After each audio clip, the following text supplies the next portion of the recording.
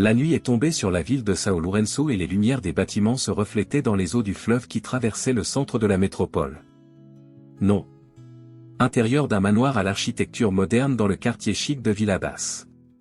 Palmeiras, Helena Montenegro, 52 ans, détenait 2 valises en cuir, avec l'air perdu dans le vide. Le vent froid de juin soufflait à travers la porte vitrée ouverte. Mais le froid que j'ai ressenti ne venait pas de l'extérieur. Cela venait de l'homme qu'elle aimait depuis 20 ans. Des années et maintenant il la regardait avec mépris. Davy Montenegro, 55 ans, magnate de la construction, le portait. Un costume sur mesure et tenant un verre de whisky cher. Tes yeux, une fois remplis d'amour, ils débordaient désormais d'impatience. Ça ne sert à rien de ressembler à ça, Helena. Nous avons déjà parlé. J'ai suivi. Devant. Vous devriez aussi. Il a dit, chaque mot est un couteau. Incrusté dans son cœur. À ses côtés, Alice Santana, une jeune mannequin de 26 ans. Il observa la scène avec un sourire supérieur. Elle ajusta sa robe moulante. Et il avait un air de triomphe. Votre temps est écoulé, Helena. Alice a dit gentiment. Toxique. Maintenant c'est notre tour. Helena releva le menton, retenant ses larmes. Pendant des années, elle a sacrifié ses rêves pour soutenir David. Il a vendu ses terres, son héritage et ses tenues à ses côtés quand personne ne croyait. Maintenant, tout ce qu'il avait, c'était le dédain.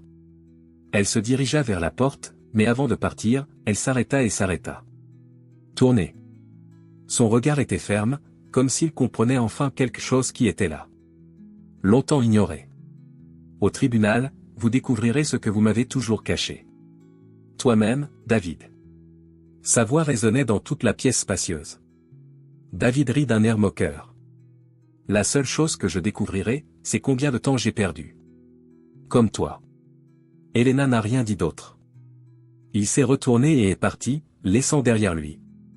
Il ramène l'homme qu'il a aimé et la maison qu'il a construite de ses propres mains. Par la fenêtre, Davy la regarda partir, et pendant un instant. Il éprouva un sentiment de malaise. J'ai essayé de l'ignorer. Alice s'approcha. Glissant ses mains sur ses épaules. Maintenant, il n'y a plus que nous, mon amour. Dit-elle en chuchotant. Votre oreille. Oui. Maintenant, c'est juste nous.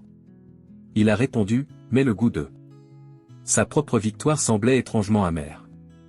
Dehors, Helena se retourna une dernière fois. Voir les lumières vives du manoir. Elle savait que pour David, cette victoire serait une victoire. Ce serait cher. La neige ne recouvrait pas le sol, mais une légère bruine froide tombait dessus. Vos cheveux. Elle marchait sans se retourner. Il y avait quelque chose dans sa poitrine, quelque chose comme ça. Ce n'était pas là avant. Ce n'était pas de la tristesse, ce n'était pas de la douleur. C'était la liberté. Le soleil s'est levé sur São Lourenço, teignant le ciel de tons or et rouge. Les rues animées reflétaient le rythme frénétique de la grande ville, mais rien de tout cela ne semblait atteindre l'imposant Penthouse de Davy. Montenegro au sommet de l'Aurora Prime Building, au cœur du quartier le plus luxueux du Monténégro. De la ville. Allongé sur le lit king size, entouré de draps en lin égyptien, David ouvrit lentement les yeux. L'arôme du café frais envahit la pièce. Quatrièmement, suivi du bruit des pas légers d'Alice. Elle est arrivée avec un plateau. Silver, apportant le petit déjeuner. Elle portait une fine robe de soie qui la couvrait à peine. Vos épaules. Bonjour, mon roi. Alice sourit en déposant le plateau. À côté de lui. David étendit le bras et la rapprocha. J'ai embrassé le vôtre. Tandis qu'elle riait légèrement, comme si elle connaissait déjà le pouvoir qu'elle avait sur elle. Lui. Il regarda par la baie vitrée et vit le monde sous ses pieds. Des voitures. Petit, les gens couraient, alors qu'il était au-dessus de tout le monde. Roi. J'aime ça. Dit-il en souriant satisfait. Et n'est-ce pas ce que tu es? Murmura Alice. Pas un roi. Vous n'avez besoin de personne pour gagner. Ces mots lui parurent doux. Pendant des années, on lui a dit que sa réussite était le résultat d'un travail en commun, des sacrifices de son ex-femme. Mais maintenant, il était enfin reconnu comme le seul architecte de son empire. Mais les rois tombent aussi. Quelques heures plus tard, Davy était assis à la tête d'une grande table en marbre noir, au centre de la salle de réunion de son entreprise, Montenegro Engenharia. Tout autour de lui, les réalisateurs étaient tendus, regardant les journaux devant eux. « Monsieur Montenegro, nous avons un problème. » dit Raoul, le directeur financier, en ajustant ses lunettes sur son visage. 3 investisseurs ont signalé un possible retrait du projet Grand Mirante. Ils s'inquiètent des répercussions du procès. David plissa les yeux. C'est temporaire. Sa voix était ferme. Aucun de nos projets n'est à risque. Personne ne délaisse une entreprise rentable. Ces investisseurs veulent simplement obtenir un avantage. Je leur parlerai personnellement. Peut-être que ce serait prudent, Raoul essaya d'argumenter, mais Davy leva la main, l'interrompant. Ne me dis pas ce qui est sage, Raoul. Je ne suis pas arrivé ici par prudence. Je suis arrivé ici en étant acharné. Maintenant, fais ce que je dis. La pièce devint silencieuse. Le bruit de la climatisation semblait plus fort que jamais. Tout le monde hocha la tête, mais Raoul évita de le regarder. Cela n'est pas passé inaperçu auprès de David, qui l'a observé du coin de l'œil. Faible, murmura-t-il pour lui-même à la fin de la réunion. De retour dans sa chambre, il s'assit dans son fauteuil en cuir et se tourna face à l'immense mur de verre qui surplombait la ville. La vue. C'était spectaculaire. En bas, les gens ressemblaient à des fourmis courant d'un côté. Pour l'autre. Pourtant, lui était au sommet. Intouchable. Il sortit son téléphone portable et ouvrit les informations. La photo d'Elena à la porte du palais de justice le regardait. Elle portait une robe bleu marine, sa posture était élégante et son visage sérieux. Elena Montenegro, la femme derrière. Empire Montenegro Engenharia, titre le journal. L'article en parlait. Ses sacrifices pour soutenir la carrière de David. Il a parlé des terres de. Elle a vendu sa famille, les prêts qu'elle a signés et les soirées caritatives qu'elle a organisées pour rapprocher David des politiciens et des investisseurs. Il sentit son sang bouillir.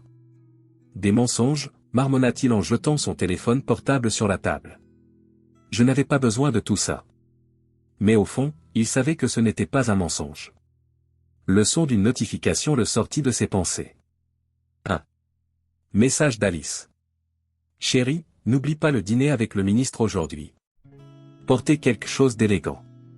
Je te veux magnifique. Il sourit. Oui, il était toujours le roi. La nuit. Le restaurant Maison Lumière, le plus cher et le plus exclusif de Sao Paulo. Lourenço regorgeait de personnalités importantes.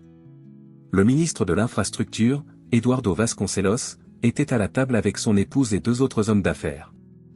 Davy arriva accompagné d'Alice, toutes 2 impeccables. Il portait un costume bleu. Une coupe sombre et elle portait une robe rouge vive qui capturait le. Regardez tout le monde dans la pièce. David Montenegro. Le ministre s'est levé. Saluez-le. Toujours ponctuel. Pour vous, monsieur le ministre, j'y serai encore plus tôt. Il a répondu. Davy, lui serrant fermement la main et affichant son sourire le plus confiant. Ils rirent tous les 2 et s'assirent. Les serveurs servaient du vin cher. David se sentait en contrôle. Il a observé les rires, les toasts et l'attention que tout le monde lui a donné. C'était sa place. Il était toujours le roi. Mais ensuite, un commentaire apparemment innocent de la part de l'un des. Les hommes d'affaires autour de la table rendaient l'air lourd. Alors, Davy, le tribunal était intense, hein. Son ex-femme. Il a vraiment fait le show. C'est impressionnant de voir à quel point elle en savait autant sur les finances de l'entreprise. Entreprise. Cela a surpris tout le monde. Le rire de David s'est immédiatement tari. Il plissa les yeux. À l'homme, mais avant qu'il puisse parler, le ministre intervint. C'est de l'eau sous les ponts, n'est-ce pas, Davy? Il l'a soulevé. Coupe, essayant de changer d'ambiance. Concentrons-nous sur l'avenir et non sur le passé. Exactement, monsieur le ministre. David leva la coupe, mais l'appela. La colère brûlait déjà en lui. Le passé reste à sa place, s'arrête. Apportez-le. Alice sentit la tension et toucha son genou sous la table. Mais cette fois, il ne la regarda pas. Au lieu de cela, il fixa son regard sur l'homme d'affaires qui. Il avait parlé. Une telle offense ne serait pas oubliée. Plus tard, à la maison. De retour aux Pentouzes, Alice sortit de la salle de bain avec ses cheveux mouillés et avec un verre de vin à la main. Davy était assis sur le canapé et regardait. Téléphone portable. Il n'a pas regardé ses messages, ni les informations. Il a regardé l'Instagram d'Elena. Photo d'elle dans le studio qu'elle venait d'ouvrir. L'expression Serena sur le visage. L'inauguration était remplie de photos d'hommes politiques et d'artistes. Et des journalistes locaux. Chacune des photos lui faisait l'effet d'un coup de poing dans le ventre. Les gens qui le cherchaient auparavant étaient désormais avec elle. Sans moi, tu n'aurais rien de tout ça. Il marmonna dans sa barbe, mais quelque chose en lui savait mieux. C'était vrai. Chérie, tu viens te coucher? Appela Alice en s'allongeant dessus. Les oreillers. Davy la regarda puis son téléphone portable. Je viens. Il a dit, mais il n'y est pas allé. L'appartement semblait grand et vide. Dans le silence, le bruit de la ville était lointain et étouffé. Le vent soufflait dehors, mais il ressentait un froid différent. Ce n'était pas le vent. C'était le froid de la solitude. Il se leva, alla au balcon et regarda la ville en contrebas. Pour la première fois, São Lourenço ne paraissait plus si petite vue d'en haut. Les lumières qui lui donnaient autrefois l'impression d'être un roi le faisaient maintenant se sentir petit. Davy ferma les yeux et la phrase d'Elena revint comme le tonnerre. Au tribunal, vous découvrirez ce que vous vous êtes toujours caché. Non, je suis le roi, se dit-il, comme si cela suffisait à chasser le vide. Mais le vide n'a pas disparu. Le vent glacial soufflait plus fort et, pendant un instant, David eut l'impression qu'une partie de lui s'effondrait. Il ne le savait pas encore, mais le règne était déjà terminé. Le vent soufflait fort ce matin-là, faisant osciller les branches des arbres comme si le monde lui-même était en ébullition. Devant le forum justice de São Lourenço, des dizaines de journalistes se sont rassemblés dans l'attente d'une image, d'une phrase, d'un geste. Les caméras étaient en place, les micros étaient prêts. « Regarde-la, c'est elle », a déclaré un journaliste en désignant la voiture noire qui s'est arrêtée devant le bâtiment. Elena Montenegro est sortie du véhicule avec le calme de quelqu'un qui sait qu'elle a le contrôle. Elle portait une robe bleu marine sobre mais élégante, à la coupe parfaite qui mettait en valeur sa posture ferme. Ses cheveux étaient attachés en chignon bas et ses lunettes à fine monture lui donnaient une apparence autoritaire. Ses yeux, autrefois habitués à s'abaisser devant David, maintenant. Ils regardaient devant eux, déterminés. « Madame Elena, qu'attendez-vous du public d'aujourd'hui » cria un journaliste alors que les flashs de l'appareil photo se déclenchaient. Elena ne s'est pas arrêtée. Ses talons claquèrent contre le sol. Marbre du forum, chaque pas résonnant comme le tic-tac d'une horloge sur le point de s'approcher. Exploser. À ses côtés, l'avocat Gustavo Rezende, l'un des plus redoutés de la ville. En ville, il tenait un dossier rempli de documents. Il s'est approché et a dit doucement. Juste pour qu'elle entende. « Es-tu prêt ?» « Je suis prêt depuis le jour où il m'a renvoyé. » Elena a répondu sans hésitation. À l'intérieur, l'ambiance était encore plus tendue. Dans la salle d'audience, avocat et partie attendaient. De l'autre côté, assis droit. Davy Montenegro était détendu, mais avec un visage endurci. Il portait son costume. Un gris foncé impeccable et la montre en or brillait à son poignet. À côté de lui, Alice jouait avec son téléphone portable, complètement inconsciente du poids de cet instant. Mais David n'était pas aussi calme qu'il le paraissait. Ton. Les yeux suivirent Elena dès son entrée dans la pièce. Il a essayé. J'ai détourné le regard, mais il ne pouvait pas. Elle était différente. Quelque chose avait changé. Dedans. Tout le monde debout. Le juge arrive. A annoncé l'huissier. Justice. Tout le monde s'est levé et la juge Lara Menezes est entrée avec la main. Robe noire et expression sérieuse de quelqu'un qui ne tolère ni les retards ni les jeux. Commençons le processus 8724/2024. Divorce contentieux. Entre Davy Montenegro et Elena Montenegro. Dit le juge en les feuilletant. Document devant vous. Monsieur Gustavo, votre client aimerait faire quelque chose. Considération initiale. Gustavo Rezende s'est levé et a dit avec un sourire. Contrôlé. Oui, votre honneur. Mais nous préférons que les documents parlent. D'abord. Alors présentez vos documents, dit le juge en agitant la main. Avec ta main. Gustavo ouvrit le dossier et en sortit une pile de papier. Il l'était. Puis tout a commencé à changer. Votre honneur, Monsieur Davy Montenegro a affirmé que la séparation est due à des différences irréconciliables, et que sa cliente, Elena, ne détient pas une part significative des actifs acquis au cours de la séparation. Mariage. Cependant, nous avons des preuves pour réfuter cette hypothèse. Il remit les papiers au juge et poursuivit.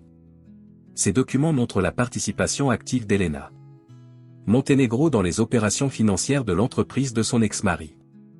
Pour sauvegarder le Montenegro ingénierie d'une crise financière en 2017, mon client a vendu le terrain hérité de sa famille à Serra Branca. De plus, il a hypothéqué une maison vacancier et a contracté, à son nom, un emprunt bancaire d'un montant de 1,5 million de reais. L'impact a été immédiat. Le buzz commença dans la salle. Alice. Il a arrêté de faire défiler son flux Instagram et a regardé Davy. Il serra la mâchoire. Mais il n'a rien dit. Cela n'a aucune importance, a déclaré l'avocat de David, Marco Alcantara, je me lève. Toutes les décisions financières ont été convenues par les deux parties et M. Montenegro a déjà remboursé ses montants. Oh, mais il ne l'a pas remboursé. Gustavo en a soulevé un autre. Document. Voici le relevé bancaire du compte joint du couple. Aucun. Le montant a été restitué à Madame Elena. Et en plus, votre honneur, nous avons ici la preuve que, sans le soutien financier d'Elena, le projet Edificio Mirante n'aurait jamais décollé. C'est une déformation des faits. Dit David. Se lever brusquement. J'ai construit tout ça. J'ai pris le risque. Non, Monsieur Montenegro. La voix d'Elena traversa l'air. Il l'était. C'était la première fois qu'elle parlait depuis le début de l'audience. La pièce entière était silencieuse. Tout le monde se tourna vers elle. Tu n'as jamais pris de risque seul. Dit Hélène. Le regardant directement. J'étais là, à chaque fois que tu disais ça. J'avais besoin de soutien. Chaque fois que tu te plaignais que le monde était injuste. Moi, j'étais là, même quand tu ne m'as pas vu. Mais maintenant, enfin, tout le monde l'est. Vente? David ouvrit la bouche, mais ne trouva aucun mot. Alice regarda. À lui, avec une expression de « et maintenant ?» Le juge a frappé avec le marteau. Silence dans la pièce. J'examinerai les documents avant de prendre une décision. Mais une chose est déjà claire, il ne s'agira pas d'une audience ordinaire. Le juge a regardé David avec insistance, qui a détourné le regard. Pause de 20 minutes. David quitta la salle d'audience d'un pas ferme, mais quelque chose n'allait pas. Alice essayait de le suivre. Qu'est-ce que c'était, David? Tu ne m'as rien dit sur ces terres, ni sur les prêts, se plaignit Alice en ajustant sa robe. Je n'ai pas besoin de t'expliquer quoi que ce soit, Alice. Cria-t-il, son visage devenant rouge. Ce n'est qu'un jeu. Il bluffe. Du bluff? Tu as vu les journaux, David? Ça ne semblait pas être du bluff. Dit Alice en croisant les bras. Et si c'était vrai? Il s'arrêta et la regarda avec des yeux pleins de colère. Si c'est vrai, que suggères-tu? Pour que je me mette à genoux et m'excuse? Non, je ne m'agenouillerai jamais. Alice secoua la tête, riant nerveusement. Je ne sais pas, Davy. Je ne sais pas, elle s'est éloignée en sortant son téléphone portable pour envoyer des messages. Mais l'expression de son visage a changé. Un instant, elle le regarda comme si elle voyait un homme qu'elle ne reconnaissait plus. Retour à l'audience. Le juge est revenu et s'est assis. Le temps était plus épais. Monsieur Montenegro, je dois poser une question directe. Dit-il. Le juge, le regardant fixement. Vous connaissiez votre femme. Il a hypothéqué la maison d'été et a vendu le terrain familial pour financer le sien. Entreprise. Davy regarda l'avocat, qui lui fit signe non. Pour répondre. Mais il ne pouvait pas le supporter. Je savais, oui. Mais c'était ce qu'il fallait faire. Elle. Je savais que c'était pour notre bien. Pour le bien de la famille. Elena éclata de rire, mais cette fois, c'était presque un rire froid. Aucune émotion. Pour le bien de la famille? Vous avez expulsé votre famille. À la maison, David.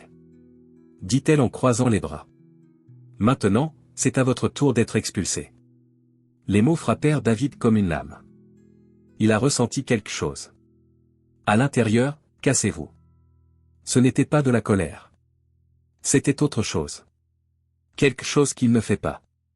Je l'ai reconnu. Honte. Le juge le regarda avec dédain. Compte tenu de l'historique du soutien financier et de la participation active. Depuis Elena Montenegro, une nouvelle évaluation des actifs sera réalisée. J'ordonne la suspension de toute vente ou transfert des actifs de Montenegro en Genaria. Jusqu'à ce que cette analyse soit terminée. David se laissa tomber sur la chaise. Il n'était plus le roi de cette situation. Il est entré dans cette pièce. Maintenant, il ressemblait à un homme ordinaire, recroquevillé. Observé par tout le monde. Elena se leva, rassembla ses papiers et le regarda. Encore une fois. Je t'avais prévenu, David. Dit-elle avant de quitter la pièce. Les caméras à l'extérieur attendaient, mais pas elle. Je n'ai rien dit. Elle vient de marcher. Ferme. Gratuit. Victorieux. Et cette fois, elle ne se retourna pas. L'horloge indiquait 23h47. La couverture de Davy Montenegro était immergée. Sombre, éclairée uniquement par les lumières de la ville qui pénétraient par les espaces ouverts. Fenêtre en verre. Il était assis sur le canapé en cuir noir, avec une bouteille de whisky à moitié vide sur la table basse. La télé était allumée, mais le son était allumé. Muet. L'image était claire, Elena Montenegro dans une interview en direct pour principal journal télévisé de la ville. Il ne s'agit pas de vengeance. Il s'agit de justice. Moi, j'ai tout donné au succès de cette entreprise, au succès de cet homme. Maintenant, je veux juste ce qui m'appartient de droit. A déclaré Elena, avec la même ferme sérénité dont elle avait fait preuve au tribunal. David plissa les yeux, la mâchoire serrée. Justice, grommela-t-il en buvant une grande gorgée de whisky. Très bien, quelle blague. Alice traversa le couloir, vêtue d'une robe en soie. Femme caucasienne séchant ses cheveux avec une serviette. Elle jeta un coup d'œil à la télé et s'arrêta un instant. Elle est partout dans l'actualité maintenant. Dit-elle. Mine de rien, en me séchant à nouveau les cheveux. Le public semble apprécier. Son. La femme qui s'est relevée toute seule. Les médias en aiment les bons. Une histoire de dépassement, non? David n'a pas répondu. Il se contenta de fixer le fond d'ambré du verre à whisky. C'est drôle, continua Alice en le regardant maintenant. Je me demande, qu'arrive-t-il au roi lorsque le château s'effondre? Il se tourna vers elle, les yeux plissés et le visage tendu. Qu'est-ce que vous avez dit? Alice rit doucement en croisant les bras. Rien, chérie. Juste une réflexion. Il se releva d'un coup, le verre de whisky tremblant dans sa main. Tu veux une réflexion, Alice? En voici une, je contrôle tout. Je l'ai toujours été. Elena peut passer à la télévision, donner des interviews, se faire passer pour une sainte. Mais rien de tout cela ne change le fait que le monde des affaires ne pardonne pas aux faibles. Et moi, il se montra du doigt, je ne suis pas faible. Alice haussa les épaules, affichant un sourire ironique. Bien sûr, chérie. Vous avez le contrôle. Dit-il d'une voix douce, mais pleine de sarcasme. C'est pour ça que tu as passé toute la journée enfermé ici, à boire et à regarder la télé, n'est-ce pas? Parce que vous êtes aux commandes. Elle se dirigea vers sa chambre mais s'arrêta devant la porte. Ah, Davy, dit-il sans se retourner. Il est peut-être temps de réaliser que le monde ne tourne plus autour de toi. Le bruit de la fermeture de la porte résonna dans la pièce silencieuse. Il l'était. C'était la première fois qu'il se sentait seul dans ce pantoufle géant. Le lendemain. Le téléphone de David sonnait sans arrêt. Le son violent résonna dans tout l'appartement, mais il l'ignora. Il jeta l'oreiller sur sa tête et essaya de se rendormir.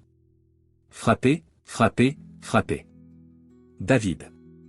La voix d'Alice résonnait de l'extérieur de la pièce. Votre avocat essaie de vous joindre depuis des heures.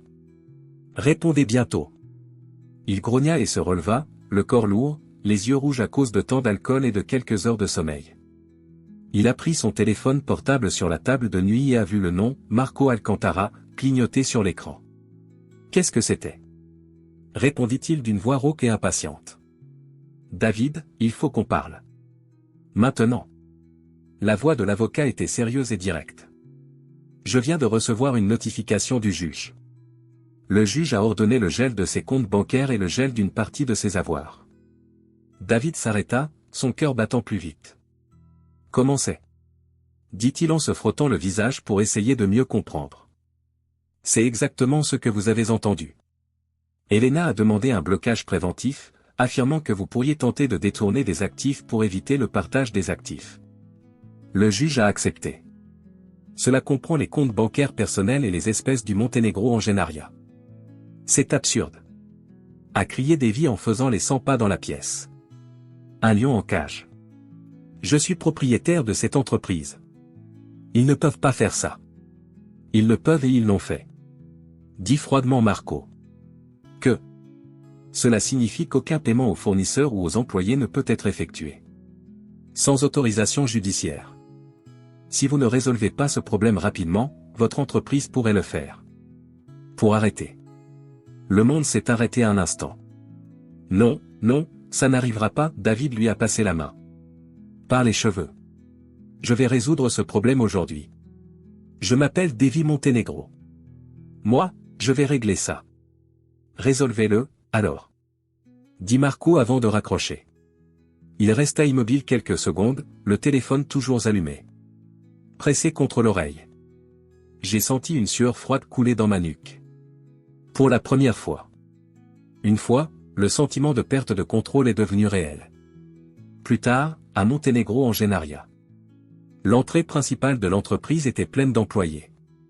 Dans de petits cercles de conversation. Il y avait un air d'inquiétude dans l'air. Quand David. Il est arrivé, vêtu d'un costume bleu marine et d'une cravate rouge, tout le monde s'est éloigné. Ils ont regardé en silence. Le roi était arrivé, mais pas cette fois. Il y a eu des applaudissements et aucun sourire respectueux. Il passa devant lui, le visage impassible. Les yeux le suivirent. Des murmures s'élevèrent dès son entrée. « As-tu entendu ?» a dit un employé à un autre. Ils disent que les comptes étaient gelés. Oui, il semble que même le 13e versement ne sera pas effectué. Je suis parti. Répondit un autre en regardant nerveusement le téléphone. David entra dans la salle de réunion et claqua la porte. Ses principaux directeurs étaient déjà là, Raoul, directeur financier, Claudia, directrice. Responsable des RH, et Rodrigo, directeur commercial. Aucun d'eux n'avait l'air à l'aise. Quelqu'un peut-il m'expliquer pourquoi je viens ici et à quoi ça ressemble? Sommes-nous à la veille? A-t-il crié en jetant le dossier sur la table. Parce que nous en sommes proches. Dit Raoul en se levant. Avec un visage hagard. Sans accès au compte, nous ne pouvons pas payer les employés. Et si les salaires ne baissent pas, ils pourraient se mettre en grève. Les fournisseurs aussi. Ils demandent des garanties. Alors donnez-leur des garanties. A crié David. C'est quoi? Je te paie pour le faire. Davy, dit Claudia à voix basse. Vous n'êtes pas. Je comprends. Nous n'avons plus le contrôle. Il la regarda comme s'il avait reçu un coup de poing dans le ventre. Estomac. Les mots résonnaient dans sa tête. Nous n'avons plus le contrôle. Raoul prit une profonde inspiration et le regarda avec une compassion mitigée. Avec frustration. Davy, si tu ne résous pas ce problème rapidement, ils le feront. Les investisseurs demanderont sa démission de son poste de président. Silence. Le monde semblait tourner lentement. Le roi, qui est toujours là. Il ordonnait, il décidait toujours, maintenant il était un homme sans contrôle. Soudain, le téléphone de Claudia vibra. Elle regarda l'écran et son visage sont devenus pâles. Qu'est-ce que c'était? David a demandé. Elle le regardait avec de grands yeux. La télé. Ils sont en direct dehors. Il y a un journaliste à façade de l'entreprise. Ils le savent. Vous savez quoi? Il a crié. Elle déglutit difficilement. Ils savent que tu as perdu le contrôle des comptes. Le visage de David devint rouge de fureur puis pâle de peur. Il se dirigea vers la fenêtre et vit du mouvement à l'extérieur. Reporters et caméras en approche. Le siège était levé. Un sentiment d'étouffement l'envahit. La poitrine serrée, la sueur sur les mains. Il sentit le monde devenir plus petit. Ses mains reposèrent sur la fenêtre et, pour la première fois, il vit sa propre image se refléter dans la vitre. Il se regarda. Il n'était plus le roi. Le sentiment d'être observé par tous, jugé par tous, l'envahit. Le verre ne reflétait pas un homme fort. Cela reflétait un homme, brisé. Et puis, pour la première fois depuis des années, Davy Montenegro a eu envie de pleurer. Le soleil se levait timidement sur São Lourenço, mais pour Davy Montenegro, le monde était encore plongé dans l'obscurité. Il était assis sur le bord du lit de son appartement, les coudes posés sur ses genoux et les mains couvrant son visage. Il n'y avait plus le bruit de la ville, ni le chant des oiseaux. Juste le silence assourdissant de la solitude. Sa tête lui faisait mal, reflet des verres de whisky de la nuit précédente et des inquiétudes qui le rongeaient intérieurement. Il regarda l'horloge sur la table de nuit, 6h13. La journée venait à peine de commencer, mais il se sentait déjà fatigué. Alice n'était pas au lit. Ce n'était pas nouveau. Depuis quelques jours, elle s'éloignait de lui de manière subtile mais de plus en plus visible. Maintenant, Davy remarquait la tendance, son absence durait chaque jour plus longtemps. Il se leva et se dirigea vers la cuisine, s'attendant à trouver Alice en train de préparer du café ou d'utiliser son téléphone portable. Mais le silence de l'appartement fut son seul accueil. Le comptoir était propre, sans aucune trace d'assiette, de verre ou la moindre trace. Il décrocha son téléphone et envoya un message. « David, où es-tu » Il regarda l'écran, attendant que les 3 petites boules de frappe apparaissent. Mais rien. Silence. Tout comme l'appartement. Cette fille, marmonna-t-il, irrité, en laissant tomber son téléphone portable sur le comptoir. Au fond, il le savait. Alice n'a jamais vraiment été à ses côtés. Elle était du côté de celui qui avait le contrôle. Et à ce moment-là, le contrôle n'était plus avec lui. Mais il n'était pas encore prêt à l'admettre. Au bureau du Montenegro en Genaria. Les couloirs autrefois très fréquentés étaient désormais vidés. Silencieux. La seule chose que l'on pouvait entendre était la voix basse des employés. Chuchotant entre eux. Une odeur d'incertitude flottait dans l'air. Lorsque Davy entra dans le bâtiment, il sentit des regards lourds. À propos de lui. Certains employés l'ont dissimulé, mais d'autres lui ont fait face directement. Il y avait quelque chose de différent dans leurs yeux. Ce n'était ni du respect, ni de l'admiration. C'était quelque chose. Bien pire, la honte. « Bonjour, monsieur Montenegro. » dit le réceptionniste avec un voix basse. Mais même elle évitait de le regarder directement. « Bonjour, » répondit-il en essayant de paraître ferme, mais le sien. La voix se brisa légèrement. Alors qu'il traversait le couloir principal, il aperçut son reflet. Lui-même dans les panneaux de verre. Pendant un instant, il ne reconnut pas l'homme qu'il était. Il se retourna. Le costume impeccable ne cachait ni la fatigue dans ses yeux, ni les larmes. Cerne profond. Il avait l'air plus âgé. Plus faible. Il entra dans son bureau et, juste derrière lui, le directeur financier. Raoul est apparu à la porte. « David, on peut parler ?» dit Raoul avec une expression gravée sur le visage. « Pas maintenant, Raoul. » Davy soupira, assis à sa table. « Je m'occupe de choses plus importantes. » « Ça ne peut pas attendre. » Raoul entra en fermant la porte. « Derrière toi. J'ai besoin que vous sachiez que les investisseurs ont prévu une réunion. » Extraordinaire. David plissa les yeux. « Quels investisseurs ? » Tout le monde. Ils veulent discuter de votre renvoi en tant que président du Montenegro en Genaria. Silence. Quoi ? David se leva lentement. Ils le veulent. Quoi ? J'ai essayé de te prévenir, Davy.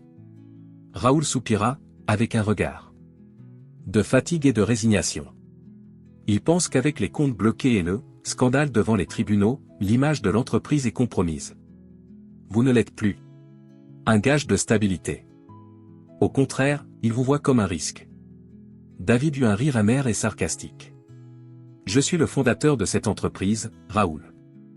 Je l'ai construit. 0. Ils ne peuvent pas m'éloigner d'elle. Non seulement ils le peuvent, mais ils le feront. Dit Raoul avec sincérité. Vous ne voudrez peut-être pas l'accepter, mais en ce moment, ils se réunissent. Sans toi. La poitrine de David se serra. Son propre cœur battait. Plus fort. Raoul, dit-il d'une voix grave. Tu es avec moi, n'est-ce pas? Vous défendrez mon séjour, n'est-ce pas? Raoul n'a pas répondu immédiatement. Il l'a juste regardé, comme si je regardais quelqu'un s'enfoncer dans des sables mouvants. J'ai toujours été à tes côtés, Davy. Mais tu ne me l'as jamais dit. Il a entendu. Maintenant, il est trop tard. Raoul partit en fermant lentement la porte. David est resté seul. Dans la chambre. Il inspira profondément, essayant de contenir sa colère. Vos yeux. Ils commencèrent à devenir nuageux, et pendant un instant, il ne sut pas si c'était à cause de la fatigue. La peur ou les larmes qu'il ne laisserait jamais couler. Non, non, se dit-il. Je le suis toujours. En contrôle, je suis toujours. Mais au fond, il savait que ce n'était pas le cas. Retour au Penthouse. La porte du Penthouse était entr'ouverte lorsque David est arrivé. Il fronça les sourcils. Alice n'a jamais laissé la porte ouverte. Alice? Appela-t-il en entrant lentement. Silence. Les lumières étaient allumées, mais l'appartement était étrangement vide. Lorsqu'il entra dans la pièce, il remarqua quelque chose d'étrange. Les tiroirs étaient ouverts. La porte du placard aussi. Alice? Cria-t-il, maintenant d'une voix forte, en commençant à marcher plus vite. Il entra dans la pièce et le vit. Le vide. L'espace où se trouvaient les sacs d'Alice était désormais vide. Les vêtements qui occupaient la moitié du placard avaient disparu. Les chaussures de créateur qu'elle aimait exhiber n'étaient plus là. Elle était partie. David regarda autour de lui, respirant lourdement. Il a pris son téléphone portable et a essayé d'appeler Alice, mais l'appel est allé directement sur la messagerie vocale. Puis, il remarqua l'enveloppe sur le lit. Les mains tremblantes, il ouvrit l'enveloppe et vit une note écrite de sa main. David. J'ai dit que je resterais aussi longtemps que tu serais fort. Mais maintenant, tu n'es plus l'homme que j'ai connu. Bonne chance. Alice. Le papier lui tomba des mains. Ses genoux cédèrent et il s'agenouilla sur le sol. Il regarda le vide devant lui, comme s'il était incrédule. Merde, murmura-t-il. Merde. Merde. A-t-il crié en frappant violemment le sol en marbre, le son résonnant dans tout l'appartement. Le coup faisait mal. Mais pas plus que les mots d'Alice. Pendant des années, il a cru qu'elle était avec lui parce qu'il était spécial. Mais maintenant, il le savait. Elle ne l'a jamais été. Il resta à genoux encore quelques minutes. Son esprit était silencieux. Pour la première fois, il ne pensait ni à son entreprise, ni à ses contrats, ni aux procédures judiciaires. Il ne pensait qu'à la solitude. Il n'y avait personne d'autre. Au même moment, dans l'atelier d'Elena. Elena Montenegro peignait. Ses doigts bougeaient délicatement sur la toile, de doux coups de pinceau révélant une image en devenir, un arbre formé cicatrisé. Chaque détail a été pensé, chaque couleur avait une utilité. Son téléphone a vibré. C'était un message de Gustavo, son avocat. La demande de destitution de David a été acceptée. Il n'est plus président de l'Angénaria du Monténégro. Elle a lu le message 2 fois. Puis il a raccroché le téléphone. Sur la table, il inspira profondément et regarda le tableau. Silence. Paix. Le téléphone vibra à nouveau. C'était maintenant un numéro inconnu. Elle a répondu. Bonjour. Elena, la voix était basse et familière. C'était David. Pendant un instant, elle ne dit rien. Il est également resté à l'intérieur. Silence à l'autre bout du fil. Que veux-tu, David? Dit-elle finalement. Je voulais juste entendre ta voix. Dit-il presque. Chuchotement. Elena ferma les yeux et pressa le téléphone portable contre son oreille. Maître. Pendant un instant, elle eut pitié de lui. Mais ce n'était que pour un instant. Je ne suis plus ta voix, Davy. dit-il fermement. Maintenant, tu devras écouter les tiens. Et puis, elle a raccroché. Il restait là, regardant son téléphone, ne sachant pas quoi faire. Maintenant, il était vraiment seul. Le roi n'avait plus de château, ni de reine, ni de couronne. Juste du silence. Et parfois le silence est le plus cruel. Des ennemis. La nuit était tombée sur São Lourenço. Dehors, la ville. Il suivait son rythme habituel, les voitures qui passaient, les sirènes au loin, le murmure des voitures. Les gens dans les rues. Mais à l'intérieur du Penthouse de Devi Montenegro, c'était le silence. Absolu. Il était assis sur le sol du salon, le dos appuyé contre le sol. Mur de verre qui a donné une vue sur toute la ville. Sa tête se précipita. Avant, les yeux fermés. Le whisky, son ancien compagnon, se reposa à côté de lui. Mais cette fois, il n'a pas bu. Je n'avais plus besoin de poison. A-t-il déjà? C'était plein de lui. Dans son esprit, les voix ne se sont pas arrêtées. Tu n'es plus l'homme que je connaissais. Maintenant, tu vas devoir écouter ta propre voix. Les investisseurs vous repoussent. Chaque mot était une lame ancrée dans son âme. Pour la première fois, il n'avait aucun contrôle sur même les voix dans les siennes. Tête. Et cela le terrifiait. Il regarda ses mains. Les mains qui existaient déjà. Signer des contrats d'1 million de dollars, clôturer des partenariats internationaux et décider de l'avenir de centaines d'employés. Maintenant, il n'était que des mains vides. Son téléphone portable a vibré à côté de lui, mais il n'a pas regardé. Pourquoi? Cela devrait? Ces derniers jours, chaque notification était une mauvaise nouvelle. Une dette, une collection, une lettre de retrait. Il savait déjà ce qui allait arriver. Vibration. Vibration. Vibration. Il a pris une profonde inspiration et a finalement décroché le téléphone. Message de Raoul. Devi, les investisseurs ont confirmé. La main de David secoua. Il a regardé le message pendant longtemps. Le temps, comme si les mots n'avaient pas de sens. Son corps avait froid, mais non. C'était la climatisation. C'était le vide. Loin, il murmura-t-il, en laissant échapper un rire sec, sans humour. J'ai été retiré de ma propre entreprise. Il a jeté le téléphone fort sur le sol. L'appareil a rebondi et a glissé jusqu'à ce qu'il s'arrête près de la table basse. Il ne s'est pas cassé. Mais il l'a fait. Flashback. Un jour, vous découvrirez ce que vous avez perdu, Devi. La voix d'Elena résonnait dans son esprit. Il la vit se tenir à la porte du manoir, tenant ses sacs, le regardant avec un regard qu'il ne pouvait pas comprendre à l'époque. Mais maintenant il a compris. J'ai tout perdu, pensa-t-il. 2 jours plus tard. On sonna à la porte. Le son était fort et insistant, comme quelqu'un qui ne veut pas attendre. Devi était allongé sur le canapé, les yeux non rasés, enfoncés et les cheveux en désordre. Il n'a même pas bougé. Peut-être que s'il restait silencieux, la personne partirait. Toc, toc, toc. David, je sais que tu es là. Ouvrez la porte.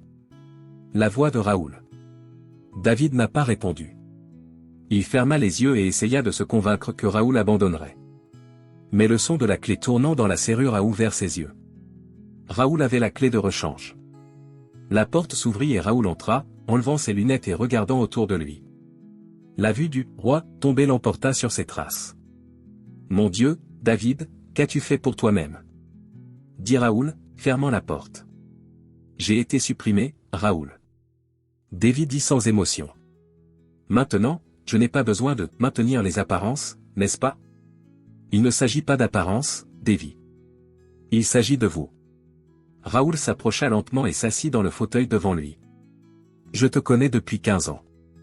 Je vous ai vu dans des situations difficiles, mais jamais comme ça. C'est ce qui se passe lorsque tout le monde vous abandonne. David répondit, les yeux fixés sur le plafond.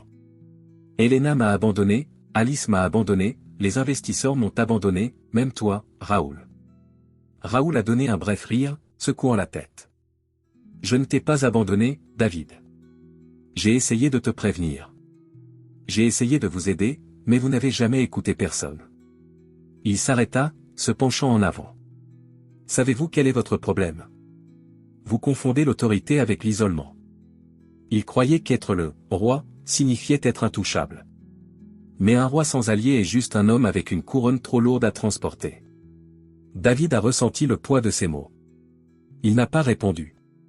Il baissa la tête. Pourquoi êtes-vous venu ici, Raoul? A-t-il demandé d'une voix rauque. Parce que je ne veux pas te voir détruire. Raoul soupira. Ils vont vendre la maison de plage. Il figure sur la liste des actifs qui seront vendus aux enchères pour payer les dettes de l'entreprise. David ferma étroitement les yeux. La maison de plage. L'endroit où vos enfants ont passé leurs vacances. Où lui et Elena avaient une partie du meilleur souvenir ensemble. J'ai essayé de l'arrêter, Davy. Mais sans vous contrôler, je ne le ferai pas. J'ai plus de pouvoir. Raoul s'est levé et est allé à la porte. Il est temps pour vous. Décidez de ce que vous allez faire. Soit se lever, ou ils prendront tout. Lorsque Raoul est parti, le silence s'est de nouveau installé. Mais cette fois, c'était plus suffocant qu'auparavant. Le même jour, l'atelier d'Elena. Elena était assise devant un écran blanc. La brosse. Dans sa main, il s'arrêta dans les airs, hésitant. Son esprit était plein de pensées, mais son cœur était serein. Ça va être spécial. Dit une femme aux cheveux noirs. Cheveux gris à vos côtés. C'était Lucia, l'un des étudiants du studio. Elena sourit. Oui, ce sera. Elle a répondu. C'est le plus spécial de tous les temps. Je l'ai fait. L'écran a commencé à prendre forme. Couleurs chaudes mélangées, rouge, orange et jaune, comme une flamme. Au centre de la peinture, un arbre. Seul, mais debout. Fort. Résilient. Un arbre qui, même lorsqu'il est brûlé par le feu, n'est pas tombé. Son téléphone a sonné. Quand il a regardé le nom à l'écran, le sien. Le sourire a disparu. David. Elle regarda le nom pendant quelques secondes. Une partie d'elle voulait ignorer. Une autre partie voulait répondre, non pour entendre, mais pour être sûr. Qu'il entendrait le silence de l'autre côté. Répondu. Qu'est-ce qui s'est passé, David? Silence. Elena, sa voix semblait brisée. Comme un homme qui avait perdu tous les mots. Je ne sais plus quoi faire. Elena serra la brosse dans sa main. Il ressentait un poids dans sa poitrine. Mais ce n'était pas de la tristesse. C'était la déception. Maintenant vous comprenez. Dit-elle, sa voix ferme. Vous? Mais vous avez oublié que j'en fais aussi partie. De la fondation. Et quand tu m'as sorti, le reste est tombé. Je sais, sa voix ressemblait à un sanglot. Arrêtez. Non, David. Vous ne savez pas. Si j'avais su, je l'aurais fait. Différent.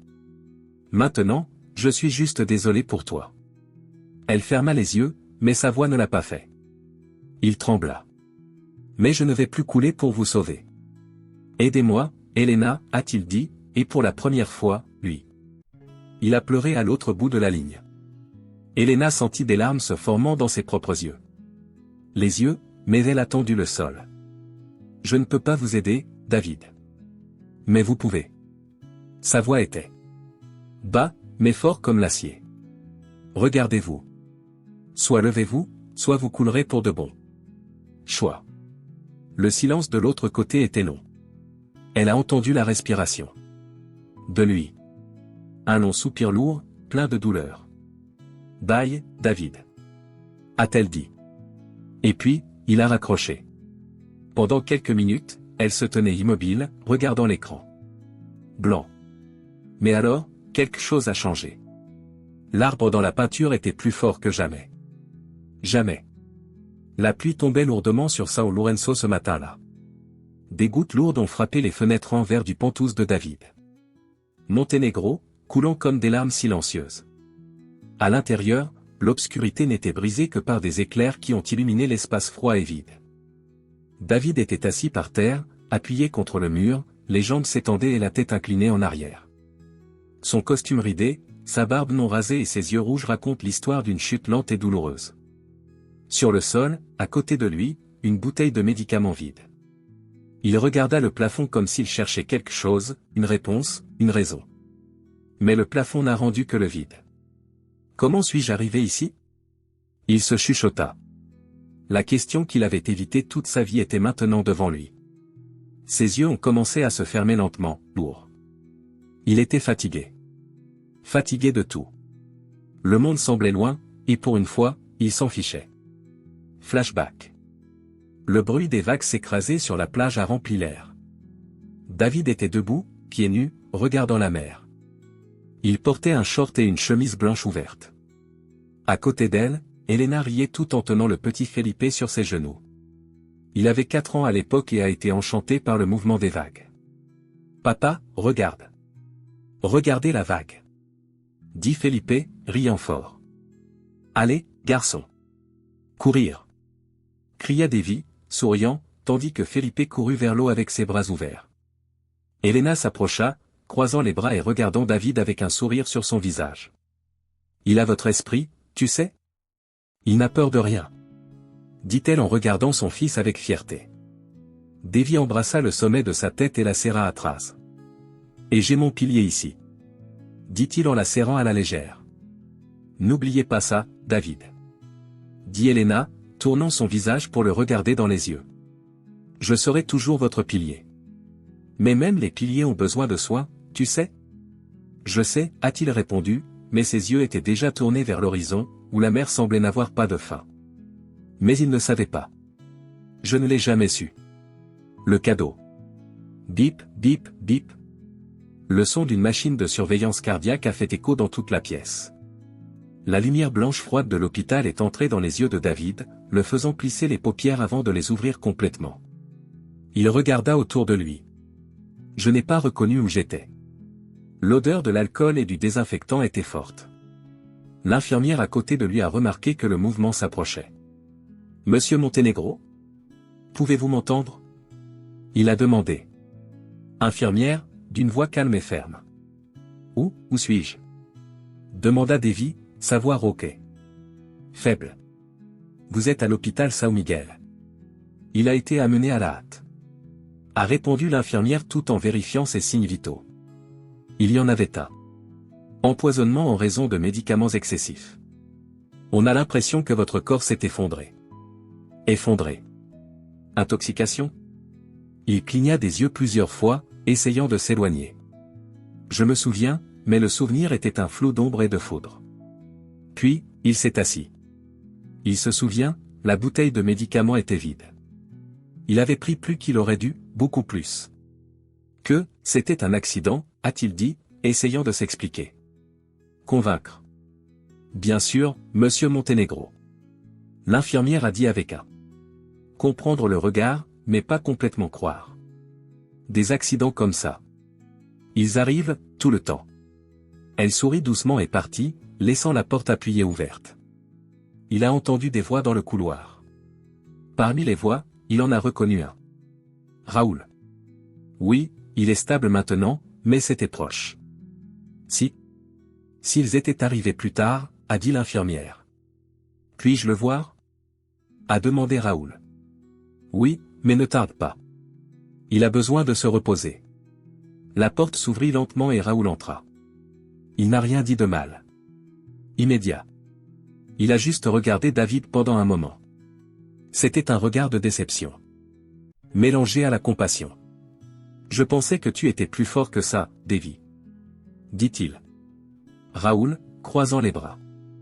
Je ne suis pas venu ici pour écouter une conférence, Raoul. David a répondu, se retournant. Face sur le côté, ne le regardant pas. Et je ne suis pas venu ici pour vous consoler.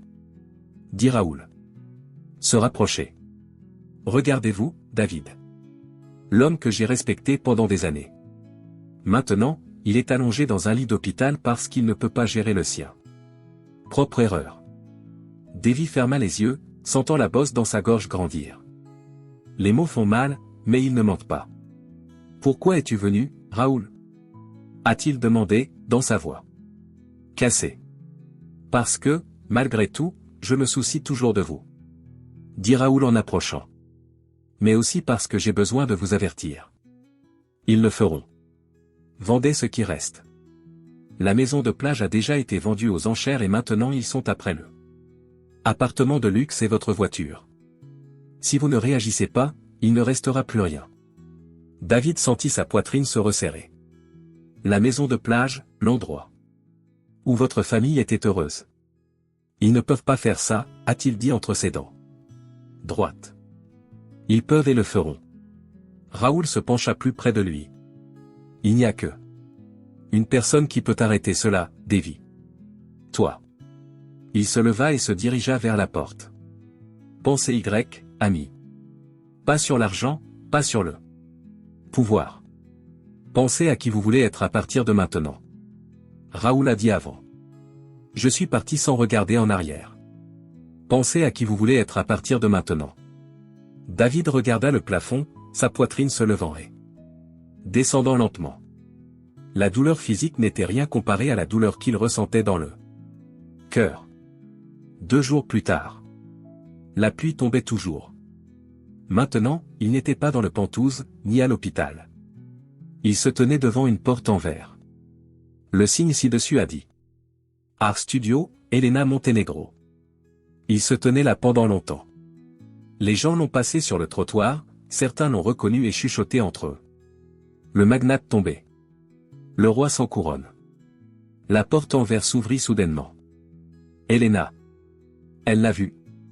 Pendant un moment, ses yeux fixés sur lui et le monde semblait s'arrêter.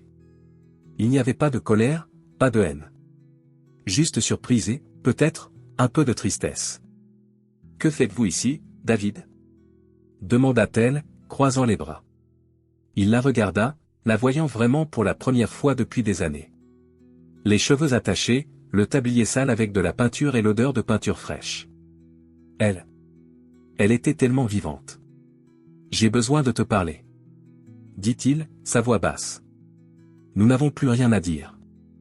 Elle répondit, essayant de fermer la porte.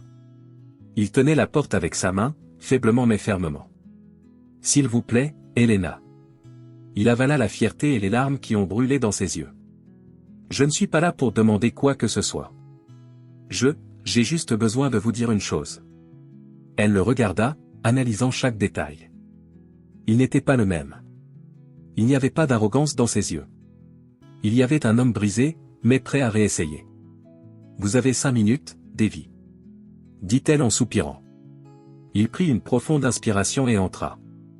L'odeur de la peinture, les couleurs des toiles, le son des pinceaux, tout le faisait se sentir petit. Elle a fermé la porte et l'a affronté. Parlez rapidement. Dit-elle, fermement mais sans froideur. David la regardait et, pour un instant, il n'était pas l'homme d'affaires, le roi ou le magnate. C'était juste un homme. Je veux être quelqu'un dont mon fils peut être fier. Dit-il, avec des yeux larmoyants. Et je ne sais pas comment commencer. Elena le regarda, surpris. Après tout, je n'avais jamais vu Davy Montenegro admettre qu'il ne savait pas quelque chose. Vous commencez de zéro, Davy. Dit-elle en pointant un écran blanc. Tout comme cet écran. Tout ce que vous faites à partir de maintenant est votre choix. Et pour la première fois depuis longtemps, il se sentait léger. C'était peut-être le début de quelque chose de nouveau. Le matin était froid et le ciel au-dessus de São Lourenço était plein de nuages gris. Le vent mordant a fait se dépêcher les gens le long des rues, se blottissant dans leurs manteaux. Mais à l'intérieur du studio d'Elena, l'atmosphère était chaude. Non. À cause du climat, mais en raison de la sensation de réconfort que l'endroit a dégagé. L'odeur de la peinture fraîche et du café fraîchement brassé remplissait l'air. Le son des coups de pinceau doux. C'était comme une chanson de fond, rythmique, calme. Elena était assise devant un écran, ses yeux concentrés dans les détails de sa peinture. L'arbre qui semblait autrefois brûler maintenant. Il a fleuri avec des feuilles vertes vibrantes. Le sens de cette image était évident pour elle, mais personne d'autre n'avait besoin de comprendre. Dans le coin de la pièce, assis sur une petite chaise en bois, il y avait Davy Montenegro. Il a regardé Elena travailler en silence. Ce n'était pas le cas. Mais l'homme qui a imposé sa présence partout où il allait. Maintenant, il ressemblait à un miroir. Un petit homme, assis au milieu de quelque chose de plus grand que lui. Il bougea ses doigts sans relâche. Ses mains étaient en sueur et lui. Je ne savais pas si c'était des nerfs ou le poids de ce que j'allais faire. Je ne m'attendais pas à ce que vous me laissiez entrer. Dit-il. Brisez le silence. Moi non plus. Elena répondit, sans le regarder. Il a regardé autour du studio. Les peintures sur les murs, chacune. Un plus intense et plein de sens que l'autre. Portraits de femmes. Des paysages forts qui mélangeaient le chaos et la sérénité, des formes abstraites qui semblaient raconter des histoires sans mots. Il y avait son essence. Tout ce qu'il n'a jamais vu pendant qu'ils étaient ensemble. Vous étiez toujours bon dans ce domaine. Dit-il, en regardant un. Peinture d'une femme avec une couronne de feuilles d'or. Je ne pense pas que je vous ai jamais vu. Tu as dit ça, n'est-ce pas? Elena s'est arrêtée pendant une seconde, le pinceau suspendu dans les airs. Après une pause, elle est retournée à la peinture. Non, David. Vous n'avez jamais dit. Répondit-il calmement, mais les mots coupent comme des lames. Il baissa la tête, fixant le sol. Comment ne pouvait-il pas percevoir? Je ne suis pas venu ici pour demander quoi que ce soit, dit-il en respirant. Bah. Je sais que j'ai perdu. Je sais. Je t'ai perdu, j'ai perdu mon entreprise, j'ai perdu. Ma maison, ma position, tout. Il s'arrêta, essayant de contrôler sa voix. Il a commencé à échouer. Mais ce qui fait le plus mal, c'est savoir que moi. J'ai perdu, moi-même. Elena le regarda pour la première fois. Cette fois, elle l'a vraiment vu. Pas le roi, pas l'homme d'affaires arrogant. Elle a vu un homme fatigué, blessé, surtout, prêt à y faire face. Pensez-vous que vous vous rendez compte maintenant? Elle a demandé. Laissez tomber la brosse et se tourner vers lui. J'ai essayé de vous montrer cela depuis des années. David. J'ai essayé. Mais vous étiez tellement obsédé par la victoire du monde que vous avez oublié de gagner vous-même. Silence. Je sais. Dit-il en la regardant avec des yeux pleins de sincérité. Et c'est pourquoi je suis ici. J'ai besoin d'aide, Elena. Elena croisa les bras, les yeux sérieux. Tu veux mon aide? Demanda-t-il, en élevant un sourcil. Oui. Mais je ne veux pas que tu me fasses ne rien donner. Je veux apprendre à reprendre. Je veux repartir de zéro. Elena était silencieuse pendant un long moment. Votre look. J'ai analysé chaque détail de David, la fatigue dans ses yeux, le visage sans arrogance, le plus humble posture. Est-ce ce que vous voulez? Demanda-t-il, le regardant avec une expression difficile à déchiffrer. C'est ce dont j'ai besoin. Dit-il, sans hésitation.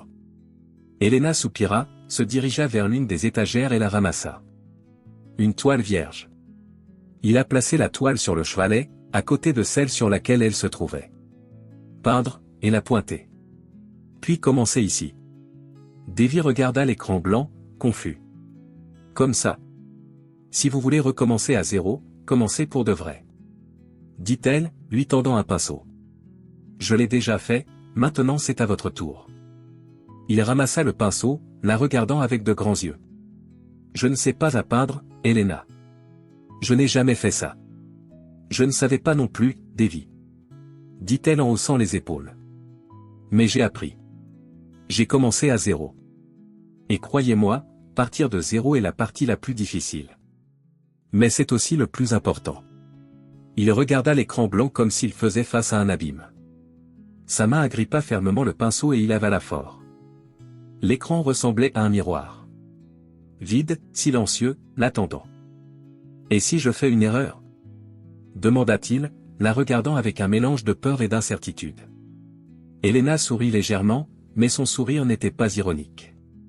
C'était de la compréhension. Alors vous réessayez. Dit-elle fermement. Et encore. Et encore. Jusqu'à ce que cela fonctionne. Il a regardé l'écran. Sa main tremblait encore, mais peu à petit, il leva le pinceau et le toucha à la peinture rouge. La couleur était forte, intense, comme le sang. Il a pris une profonde inspiration et a fait le premier coup dans le coin supérieur de la toile. une ligne rouge. Simple, brute, mais réelle. Que, dit-il, observant ce qu'il avait fait. C'est ridicule. Cela semble être un risque inutile. Helena s'approcha et se tenait à côté de lui. Elle a regardé la ligne rouge puis à lui. Ce n'est pas ridicule. C'est le début, dit-elle en plaçant sa main sur son épaule. Chaque grande peinture commence par un risque dénué de sens. Ces paroles ont frappé plus profondément que ce à quoi il s'attendait. Il sentit quelque chose dans sa poitrine se détendre. Quelque chose qu'il ne savait même pas qu'il était piégé. Il a à nouveau regardé le pinceau et cette fois a tiré une autre ligne parallèle au premier. Puis un autre. Et un autre. Lignes qui n'ont pas fait sens, mais ils étaient déjà plus que rien. Helena sourit. Voir. Vous avez commencé, dit-elle en retournant dans sa chambre. Propre écran. Maintenant, tout ce que nous avons à faire est de continuer. 2 mois plus tard. Le vent a soufflé fort alors que David descendait d'un bus. Rue à São Lourenço. Il portait une vieille veste, un gant et des chaussures qui ne brillaient plus comme il le faisait. Le roi, il y avait. Il a disparu. Maintenant, il n'était qu'un autre homme dans la foule. Il s'arrêta devant une petite porte en fer avec le signe. Atelier de rénovation, poste vacant pour l'assistant. Il prit une profonde inspiration et entra. L'odeur de la peinture et du bois a repris l'endroit. Un gros homme dans un tablier bleu l'a salué avec un expression de la curiosité. Puis-je aider? A demandé à l'homme. David regarda autour de lui puis vers l'homme. Oui. J'ai vu l'annonce, dit-il. Lui, sortant ses mains de sa poche. Je ne suis pas charpentier, mais j'apprends rapidement. L'homme l'a regardé de haut en bas, remarquant les signes de quelqu'un qui n'avait pas l'habitude de demander quelque chose. Non? A demandé à l'homme en sortant un cahier. David a avalé et a dit, d'une voix qui sonnait plus fort cette fois. David. David Montenegro. L'homme haussa un sourcil. Montenegro, l'homme d'affaires? Davy prit une profonde inspiration et, pour la première fois, sourit légèrement. Non. Pas plus. L'homme le regarda et, après une seconde, tendit la main. Bienvenue, David. Ici, personne n'est roi. Tout le monde travaille. Égal. Dit-il, serrant fermement la main de David. C'est exactement ce que je recherche. Dit David. Regardez autour de lui, voir des outils, du bois et de l'espace pour créer. Il a senti le bois cru et pour la première fois. Depuis longtemps, l'odeur du départ frais. Davy Montenegro vivait désormais complètement une routine. Différent de celui qu'il connaissait depuis des années. Ses jours n'étaient plus remplis. Pour des réunions luxueuses, des déjeuners dans des restaurants ou des négociations coûteuses. Millionnaire. Maintenant, son monde était fait de marteaux, de scie et de l'odeur de bois. À la boutique de rénovation, il a commencé comme aide, nettoyage. Outils et transport de planches lourdes. Ce n'était pas glamour, mais ça l'était. Pour la première fois depuis longtemps, il a ressenti le poids honnête du travail. Jour après jour, il a appris quelque chose de nouveau, comment couper du bois à angle droit, comment poncer une surface jusqu'à ce qu'elle soit lisse et, surtout, comment être patiente. Au début, David était la cible de looks curieux et certains. Blague de collègues. Regardez le bois de ponçage de l'ex-Tico, a déclaré l'un d'eux correctement. Tant. Mais il n'a pas riposté. Cette fois, il a écouté. Il a vraiment écouté. Le propriétaire de l'atelier, Monsieur César, était un homme avec des mains insensibles. Et un cœur ferme. Il a regardé David de loin, remarquant de plus en plus l'effort. Silence de l'ancien magnate.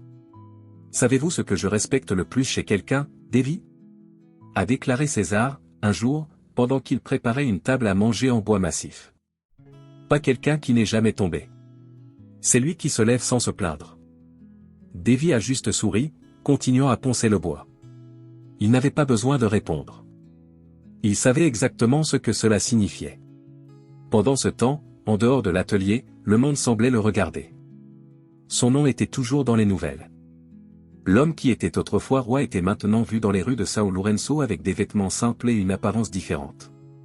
Paparazzi a pris des photos de lui quittant l'atelier, et le titre était cruel. Du roi au travailleur, le déclin de Davy Montenegro. Beaucoup ont ri, mais d'autres ont vu quelque chose de plus grand là-bas. Les commentaires sur les réseaux sociaux ont été mitigés. Écoutez, il paie tout ce qu'il a fait. Enfin, il a goûté l'humilité. C'est vrai, Davy. Cela montre que vous n'avez pas besoin d'une couronne pour être un homme. Les mots l'ont touché, mais pas dans la façon dont il le ferait auparavant. Il n'essayait plus de prouver quoi que ce soit aux autres. Maintenant, il voulait le prouver. Le week-end, il est allé au studio d'Elena. Ne pas demander pardon, ne pas insister pour gagner quoi que ce soit. Il est juste allé. Il peint en silence, utilisant des couleurs pour s'exprimer. La première fois, Elena le regarda du coin de l'œil, mais n'a rien dit. La deuxième fois, elle a proposé du café. La troisième fois, elle a salué sa peinture. Cette nuance de bleu est forte. Intense. Exprimez-vous quelque chose? Demanda Elena en regardant l'écran.